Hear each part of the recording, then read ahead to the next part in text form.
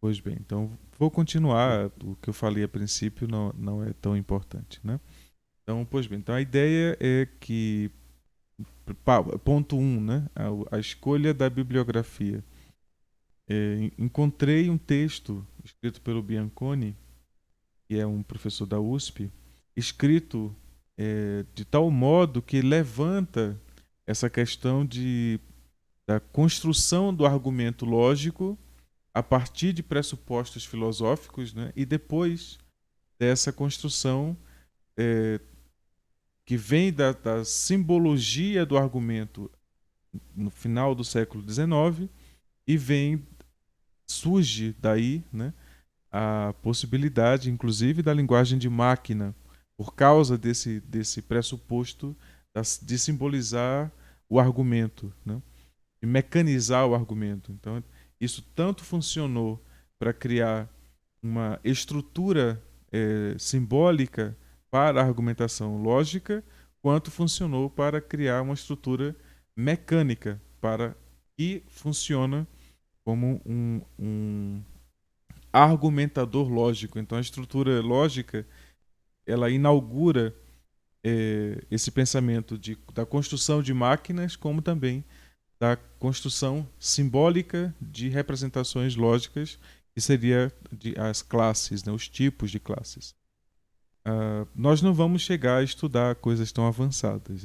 O meu objeto é a lógica de primeira ordem e a construção dessa lógica partindo do conceito mais simples possível, que é da argumentação que nós já concebemos, que é essa argumentação chamada de metalinguagem, que seria a argumentação que usamos no português, por exemplo, né? Ou em outras línguas, naturalmente, também se usa. É a ideia de você conceber validade a uma afirmação e quando uma afirmação está passiva de ser validada. Né? Esse é o primeiro passo que temos que dar. Depois daí vem a inauguração de uma semântica com símbolos e suas representações e nessa direção a construção de estruturas maiores que vamos chamar de demonstração. Né? Eu acredito que ficaria interessante eu fazer uma pequena exposição. Eu vou dividir minha tela, compartilhar, né? Ah,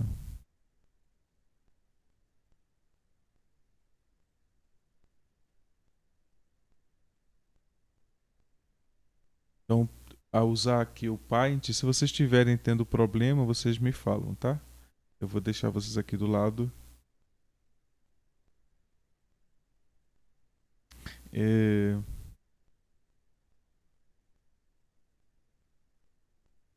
eu vou tentar deixar vocês assim. Pois bem. Então a ideia, a princípio, né, seria de é, usar de conhecimentos que já temos, como por exemplo, é, dado uma equação ax mais b igual a c, considerando que a, b e c são valores sabidos e considerando que x é um valor desconhecido. Num pensamento simplório, né, ou seja, considerando essa uma equação de primeiro grau com variáveis reais e constantes reais, né, ou seja, a, b e c números reais e x o número real, não tem muito o que conceber a não ser que a tenha que ser diferente de zero, né, para que seja uma equação linear de primeira ordem. No entanto, quando fazemos uma consideração, que seja o fato de que x tem que ser um número natural, ao fazer essa consideração, a nossa perspectiva sobre a solução da equação, ou o que seria a solução da equação, muda completamente. Né? Agora nós temos que considerar, fazer algumas considerações, né, sobre A, B e C, E vamos considerar então que A, B e C, a princípio, consideremos que A, B e C sejam também naturais. Então vamos entender qual é a estrutura agora do nosso espaço de solução, né? Como é que a gente consegue agora descrever o que seria a solução de uma equação como esta? Então observa, só vou fazer um pequeno adendo. Aqui eu estou usando este elemento que designamos como um conectivo entre elemento e conjunto, e a função de pertinência. Então eu digo que o elemento x pertence ao conjunto N. Então x é um número natural, por pertencer ao conjunto dos naturais. O mesmo eu faço aqui com A, B e C. Tá? Então, a semântica da teoria dos conjuntos. Aqui é uma semântica da álgebra.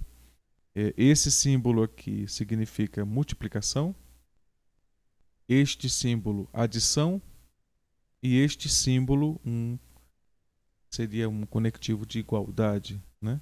Então estou dizendo que a equação gerada, ou seja, o termo, né? Vou usar esse termo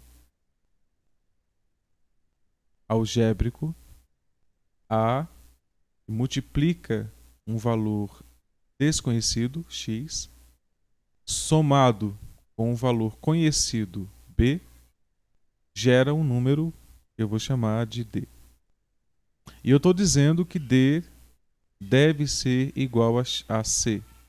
Essa é a equação que eu quero resolver. A linguagem é exatamente essa aqui que disse.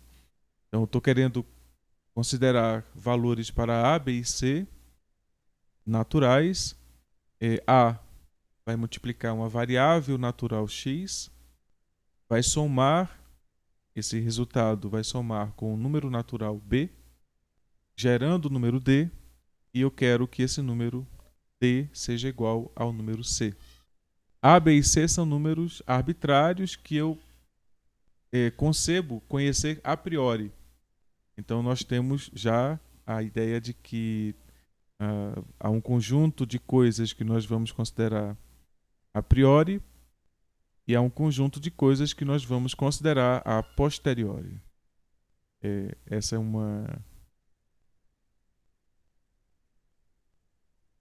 uma linguagem da argumentação de demonstração, né? Você considera um conjunto de conhecimentos a princípio, que são as nossas hipóteses, e constrói um conhecimento que seria a tese, e temos a posteriori. Então, a priori, aquilo que vem antes, ou seja, que eu considero como alicerce, e a partir desses argumentos, eu construo algo novo, que seria aquilo que vem depois, né, a posteriori.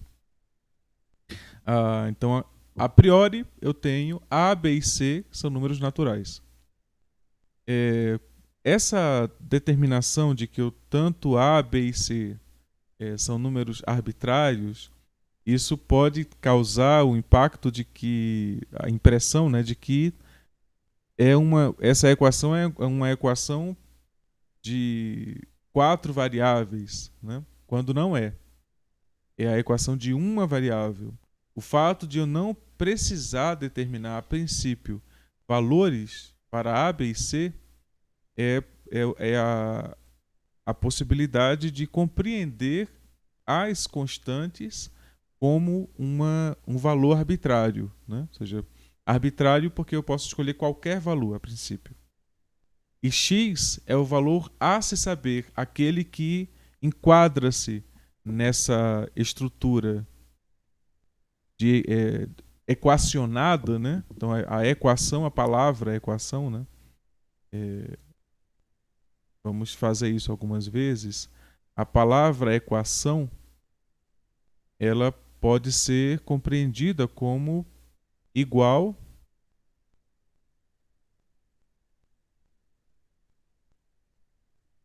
a ação, né? Então eu estou dizendo que eu quero que o termo A x mais b tenha a mesma ação que c. E como estamos falando de quantidades naturais, porque se eu considero dois números naturais, a e x, a multiplicando x, isso é um número natural. Se eu somo dois números naturais, isso é um número natural.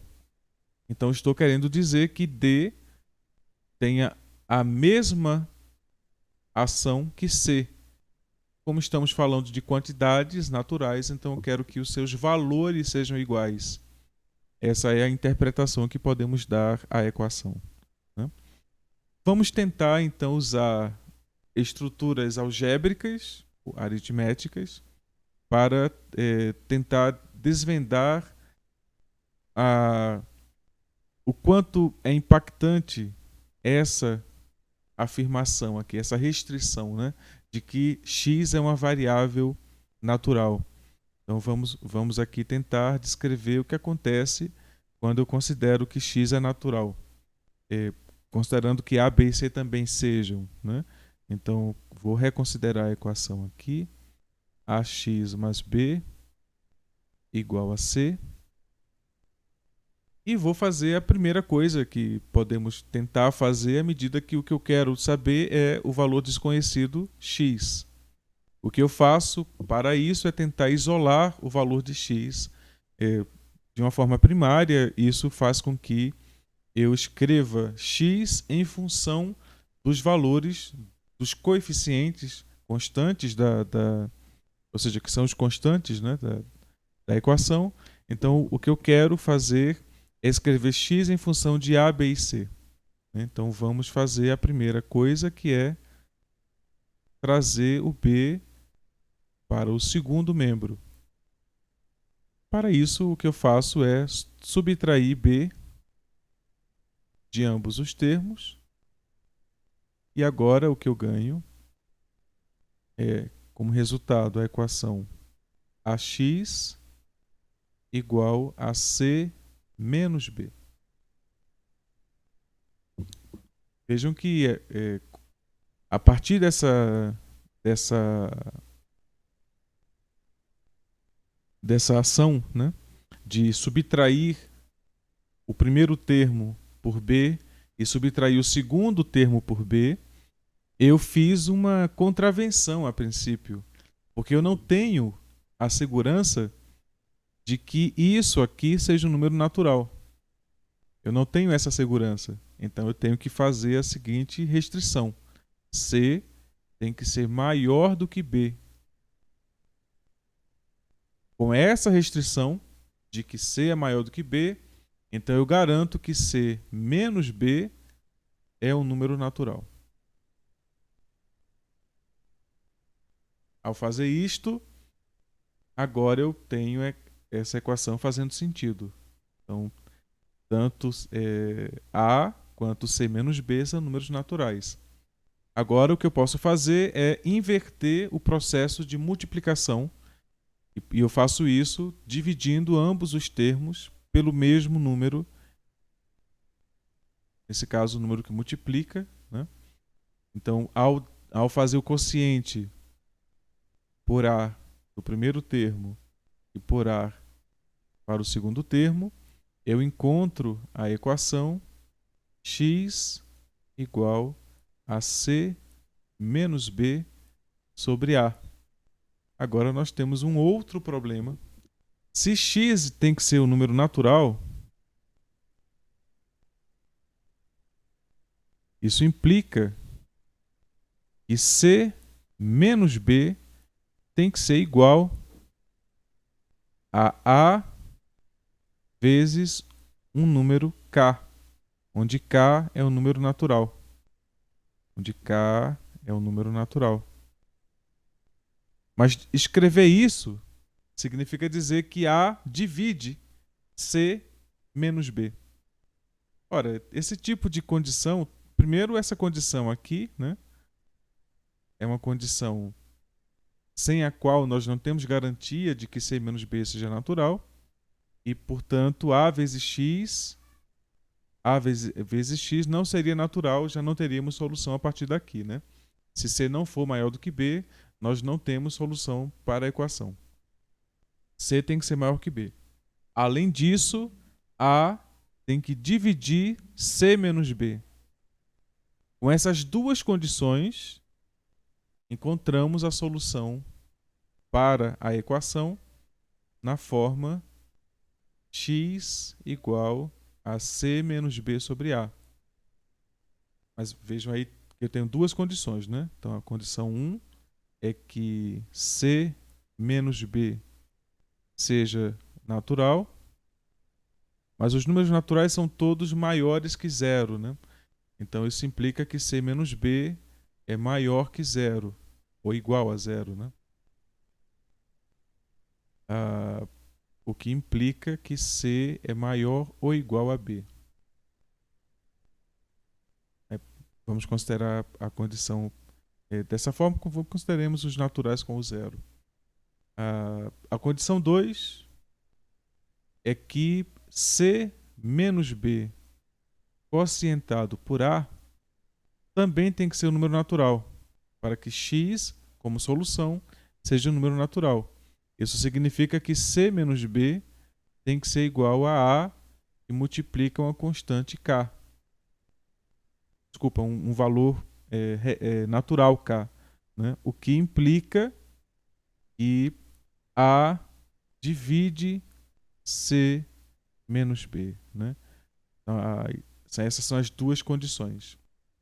Para que a equação tenha solução natural, C tem que ser maior ou igual que B e A tem que dividir C menos B. São duas condições que não precisariam existir caso eu não fizesse a restrição do domínio para a variável x. Sem essa restrição aqui, eu não preciso dessas condições. Então vejam que o que acontece para uma coisa simples, né, que é a ideia de encontrar soluções de uma equação linear com coeficientes naturais, pode ser uma coisa difícil, né? A princípio. Se você considera agora que essa equação é uma equação a duas variáveis, isso vai nos trazer mais problemas de restrições. E se você agora considera que essa é uma equação inteira, ou seja, com variáveis inteiras, e com grau maior do que 1, a gente chega facilmente a um problema dificílimo. Aqui nós temos a equação ax mais b igual a c, né? Então, poderia considerar uma outra equação, ax mais by igual a c. Poderia considerar essa equação com x e y sendo números inteiros e a, b e c também sendo números inteiros. Considerando isso, eu posso escrever x como função de y ou y como função de x. Né? Então, a ideia é que eu teria aí uma reta, a princípio pensada como o fato, como eu tenho duas variáveis, né? Então eu posso pensar num conjunto do plano, que seria o conjunto solução. Né? Então, considerando que eu tenho a variável x e a variável y, então as soluções são do tipo x, y. Isso aqui seriam as possíveis soluções para essa equação. Né? Seriam dessa forma. Se são dessa forma, significa que eu tenho um valor de x e um valor de y, portanto eu tenho um ponto no plano que seria a solução para esta equação. Ao fazer isto, e sem eu fazer considerações de que as variáveis x e y sejam números inteiros e que a, b e c sejam números inteiros, sem fazer essa restrição, o que nós acabamos encontrando é que aqui nós vamos ter a equação de uma reta. né? Genericamente, teríamos uma reta que passa por esse ponto. Ao fazer a consideração que x e y têm que ser inteiros, então, quando eu faço essa consideração agora, eu estou restringindo que os pontos que estão sobre essa reta sejam pontos em que as duas coordenadas, tanto a coordenada x quanto a coordenada y, sejam números inteiros. Então, eu teria aqui um número inteiro, a x' inteiro, e eu teria aqui um número inteiro, y'. Então, observa que ao fazer essa restrição, eu deixo de ter uma reta como solução e passo a ter um conjunto discreto de pontos como solução, né? E aí posso ter muitas soluções ou poucas soluções. Tudo depende agora das condições sobre o A, B e o C, né? Então, agora, até o momento é um problema relativamente simples, mas esse problema pode ser um pouco mais sofisticado. Se você considera agora uma equação do tipo x² mais y² igual a A, esta equação é uma equação de segundo grau, né? Há duas variáveis. Eu posso considerar que A seja um número real. Quando eu faço isso, essa equação tem como solução conjunto que satisfaz a condição de estar sobre essa circunferência em vermelho, né? Então todos os pontos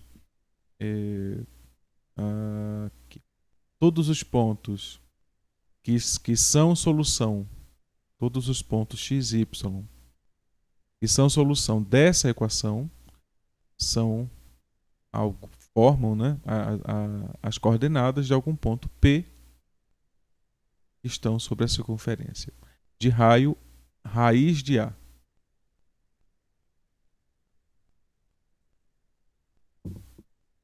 Sofisticando um pouco mais a equação, nós podemos gerar um problema de dizer que eu estou procurando pontos sobre uma circunferência de raio variável. Então, eu estaria procurando o que chamamos de terna pitagórica. Então, eu quero saber valores de x, y e z inteiros. Essa é a restrição. Eu quero que x, y e z sejam inteiros. X, y e z sejam inteiros. Satisfazendo esta equação aqui. O que significa isso? Significa que, dado uma base x, dado uma altura y,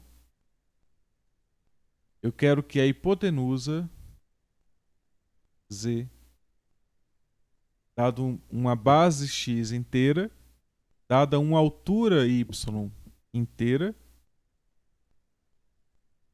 eu quero que a hipotenusa z também seja inteira. Nós conhecemos um triângulo que satisfaz isso, né? Então, a gente pode considerar que a base seja, eu acho que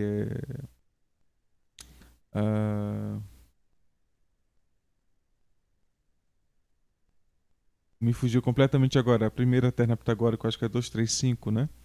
4, 9...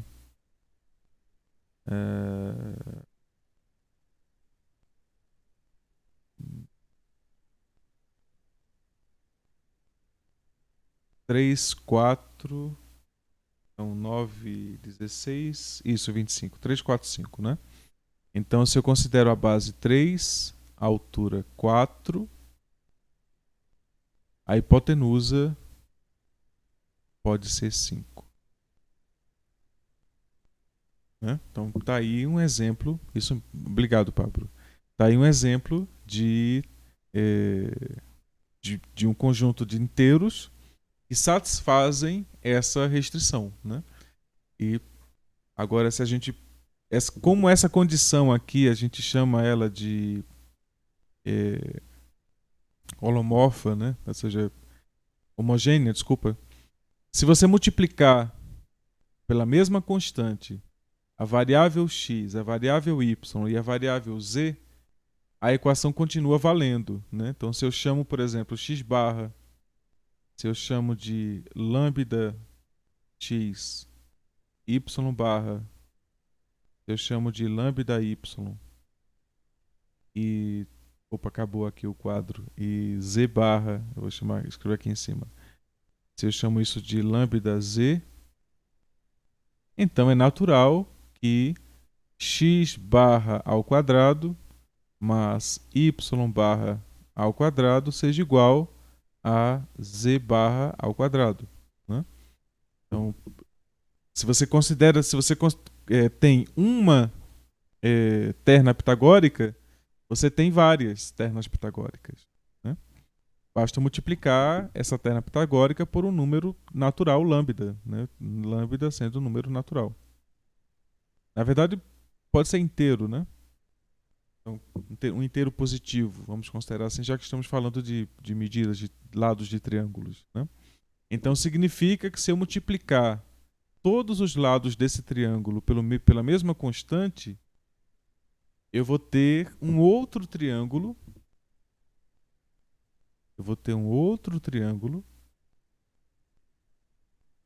Se eu multiplicar por 2, então vou ter aqui 6, 8 e 10. Que satisfazem a mesma condição, né? 6, 36, 8, 64, 10, 100. Então, a gente vê que de fato é isso. Se eu multiplicar por 3, a mesma coisa, por 4, a mesma coisa, mas o múltiplo tem que ser um número inteiro, né? Para que as ternas sejam pitagóricas. O lambda tem que ser inteiro. Essa é a restrição. E aí, dada uma terna pitagórica, que seria, vamos chamar essa terna pitagórica de base, né? Nós temos uma outra base, podemos considerar uma outra terna pitagórica e considerar os seus múltiplos inteiros, né? Então temos aí um conjunto muito grande de solução para essa equação, né? E se a gente começar a procurar soluções para x ao cubo? Algum de vocês aí tem uma ideia do que é que acontece? Isso aqui foi o que Fermat pensou. Fermat, ele pensou exatamente isso. Se a gente considera x igual a 2, nós temos esse conjunto de soluções, tal. Então agora, e se a potência, né? E se a potência não for 2? Se a potência for 3? E a partir daí eu quiser encontrar valores inteiros para x, y e z. De tal modo, aí tem uma coisa algébrica que se chama, que é domínio de integridade. Significa que não é que a gente é ético, esse domínio de integridade não é integridade humana, é integridade numérica, né? E a gente pode usar como referência metafórica, mas o domínio de integridade significa que não existem divisores de zero. Então, se você considerar que o produto de 3 números é igual a zero, é porque um deles é zero, né? Não tem como você multiplicar 2 números já servia, tá? Não tem como multiplicar 2 números dando zero sem que um deles seja zero, né? Essa é uma condição da estrutura numérica que estamos. Existem elementos numéricos, entidades algébricas, que não possuem essa propriedade. Então, existem conjuntos que não têm a propriedade de ser um domínio de integridade. Tá? Então, você pode pegar, por exemplo, matrizes. Você pode considerar aí matrizes que têm eu posso dizer que tem entradas que não são, assim, matrizes que não são completamente nulas e que quando você multiplica dá a matriz nula, né? Então a ideia é que basta você considerar as entradas de forma ajustada para que isso aconteça, né? É, e, e temos outras estruturas, como por exemplo a estrutura que vocês vão estudar em discreta, que é chamada de Z2, por exemplo, né? Que é quando você considera todos os módulos pelo número 2. E lá, nesse conjunto, quando você multiplica 2 por qualquer número, dá zero, né? Ah, na verdade, em Z4, né? Porque Z2 fica... O 2, a gente representa o 2 por 0 já. Então Z4 fica melhor de ver, porque você multiplica 2 por 2, dá 4. Mas 4 em Z4 é 0. Então veja que não satisfaz a condição de integridade, né? O Z4 não é um domínio de integridade. E você tem lá números que multiplicados e não são nulos, e quando você multiplica eles, dá um número que é nulo. Então, mas quando nós estamos aqui no conjunto dos inteiros, o conjunto dos inteiros é um domínio de integridade. Dados qualquer dois números inteiros multiplicados,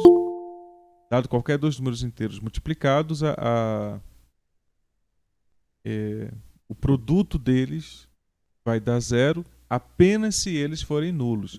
E aí você observa o seguinte: se você considera essa equação aqui, x igual a zero, y igual a zero e z igual a zero, é a solução da equação. Mas se você faz essa restrição aqui, isso virou um teorema que foi provado recentemente. Um teorema que durou aí cento e poucos anos, 120, mais que isso, né? Acho que quase um século e meio, para ser provado de que não há solução, né, para n maior igual a 3, né? Não há solução inteira que resolva uma equação simples. Veja, eu comecei com a equação ax mais b igual a c, estamos numa equação que está dentro desse universo e que a gente já não sabe resolver, e na verdade não havia matemática até pouco tempo, não havia estrutura matemática suficiente para provar que não há solução para essa equação. A demonstração é enorme, né? A demonstração desse teorema, né? E chegamos nele muito rapidamente. Estamos multiplicando a variável x por ela mesma 3 vezes. Essa equação aqui, na verdade, é essa equação, né? X que multiplica x, que multiplica x, mais y que multiplica y, que multiplica y, igual a z, que multiplica z, que multiplica z. Ou seja, isso é muito próximo daquilo que estávamos fazendo, pegando ax mais b igual a c. Eu estou considerando apenas que b ele é um número desse tipo, que c é um número desse tipo, e que a, na verdade, ele é o quadrado de x. É o que eu estou considerando. E considerando que o x, o a, b e o c sejam números inteiros. Porque se o b ele é o cubo de um número inteiro, ele é um número inteiro. Se c é o cubo de um número inteiro, ele é um número inteiro. E eu estou fazendo aí a restrição de a como sendo o quadrado de x. É essa a equação que não tem solução. É uma equação do tipo que começamos, né? Então, e essa equação aqui é uma equação que demorou muito para ser compreendida da forma que compreendemos hoje, né? No sentido de que, primeiro, as primeiras necessidades matemáticas elas eram aritméticas, né? O que significa aritmética? Significa que é numérica. Ela é de quantidade, de mensura um problema de mensura, né? Ou seja, de você medir coisas. Então tudo começou assim, medindo coisas. A partir daí você passou a tentar resolver problemas que não eram problemas práticos, mas eram tentativas de generalizar soluções de problemas. Como generalizar, por exemplo, a área de um triângulo, né? Dado um triângulo, eu quero construir a área de um triângulo. Aí tem uma coisa que eu acho muito fofa, que é o seguinte, veja, se eu considerar duas retas paralelas, o que é que acontece quando você considera a distância entre essas retas? Isso é constante, né? Duas retas paralelas têm uma distância constante, d. Então, a altura do triângulo aqui é exatamente a distância entre as duas retas paralelas, né? Aí eu vou e determino que eu vou considerar agora, em vez desse ponto, P, eu vou considerar um ponto Q aqui. Vou fixar esses pontos aqui, A e B. E vou agora reescrever o meu triângulo, em vez de usando P, usando Q. Então o que eu teria era isso aqui. Triângulo assim. O que acontece é que a área do triângulo amarelo é igual à área do triângulo verde. Porque a área ela é o produto da base pela altura dividido por 2. Isso para o triângulo verde, né? A base do triângulo verde é esse comprimento aqui. A altura do triângulo verde é D. Quando eu vou para o triângulo amarelo, a base do triângulo amarelo é esse comprimento aqui. E a altura do triângulo amarelo é D. Os valores são exatamente os mesmos. Então, e se você considerar fixos A e B, qualquer ponto que você considerar P e Q vão gerar triângulos que têm a mesma área. Então, esse é um problema interessante, né? Certo. Aparentemente, parece que o Meet vai cancelar nossa conferência em 9 minutos. Né? Ok. Então, vamos ter que ser práticos, né? Eu vou fazer o seguinte, como hoje é algo inaugural, né? Eu vou abrir para perguntas, se vocês têm alguma, né? E vou fazer alguns informativos. Então vamos passar para os informativos primeiro. Eu vou cancelar aqui o compartilhamento e então vamos para os informativos. Primeiro eu vou usar o texto do Bianconi como um texto que vai nos guiar como leitura. Então é uma coisa que eu quero que vocês façam amanhã. É a leitura desse texto do Bianconi. Tá? Eu vou postar ele no grupo do Face.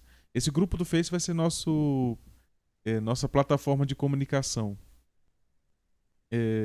Então vamos nos comunicar através dele, tanto para a publicação do link para a conferência, quanto para dúvidas ou outras questões. Vocês também podem me mandar e-mails. Tá?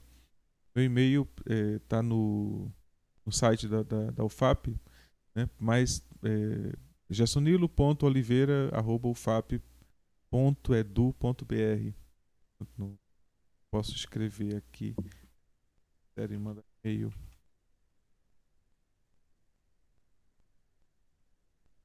Feira FAP.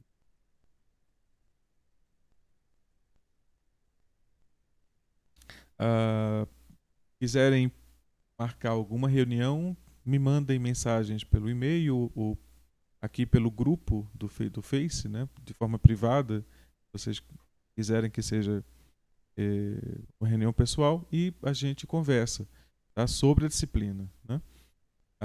Tiverem dúvidas sobre o curso, também podemos conversar sobre a ideia de escolha de prioridades de disciplina, rotina de estudo, dificuldade com a bibliografia que foi selecionada pelos professores, outras alternativas de estudo, né? A rotina de monitoria, então, ou seja, como é que é dada essa, esse acompanhamento dos alunos, né? E a ideia de como lidar com o ensino sobre essa perspectiva remota de estarmos apresentando a vocês os elementos sem ter tanto contato presencial, tá tirando a dúvida ali na hora, quando a dúvida surge, né? Quando a coisa eh, podia ser dessa forma.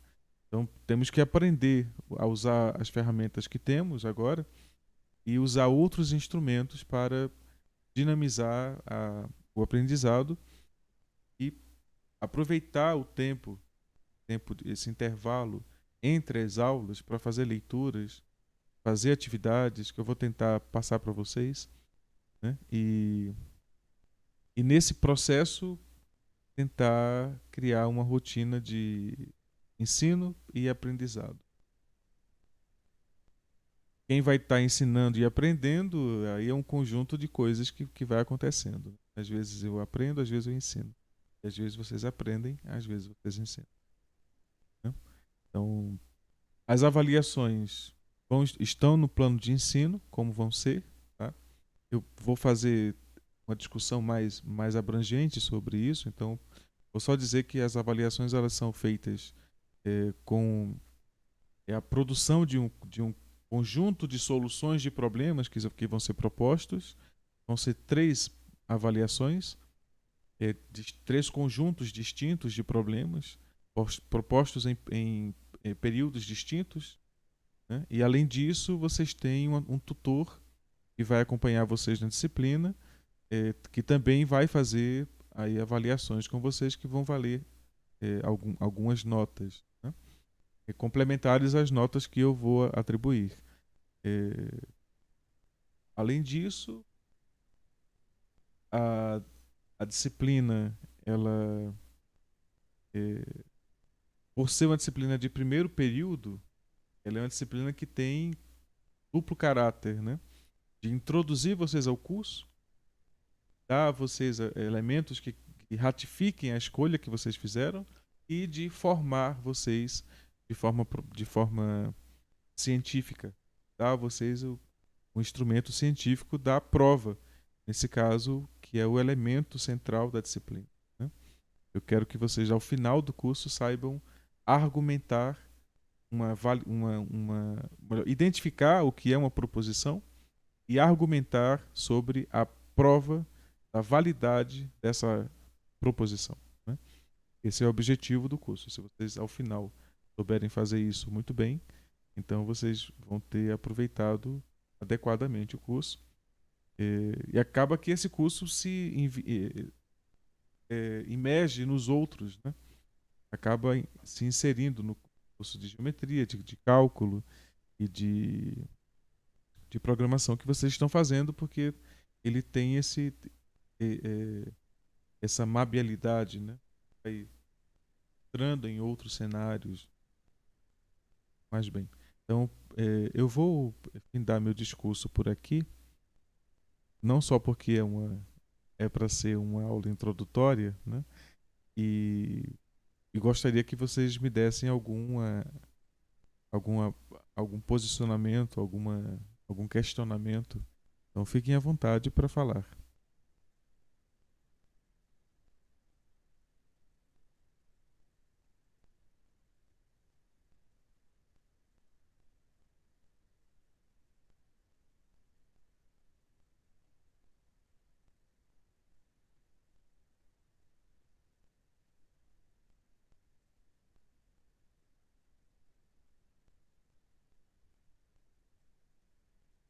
Ok, Tiago. Olha, Isso, Adriel. A gravação da aula está em andamento e será gravada, e será enviada no grupo do Face. Sempre logo depois logo depois concluída a aula, né, eu vou postar a aula lá. Vamos lá, Matheus Santos. Professor, existe algum motivo específico para considerar x e y inteiros? Olha, se você estiver considerando que x e y sejam binários, né? Zeros e uns são inteiros, né? Então já começa por esse motivo a princípio. Mas por outro lado, a busca de números inteiros, ela é de forma é, absoluta, né? Importante. Eu vou dar o seguinte exemplo. Nós temos uma categoria de números, são chamados números primos. Se você sabe, é, se você conhece dois números primos muito grandes, você multiplica esses dois números primos, você gera um número muito grande e, de forma algorítmica, ou seja, qualquer algoritmo de divisão, de fatoração que você tenha, é, ele acaba. A nossa conferência vai ser concluída agora. Então eu vou deixar para responder depois, tá bom?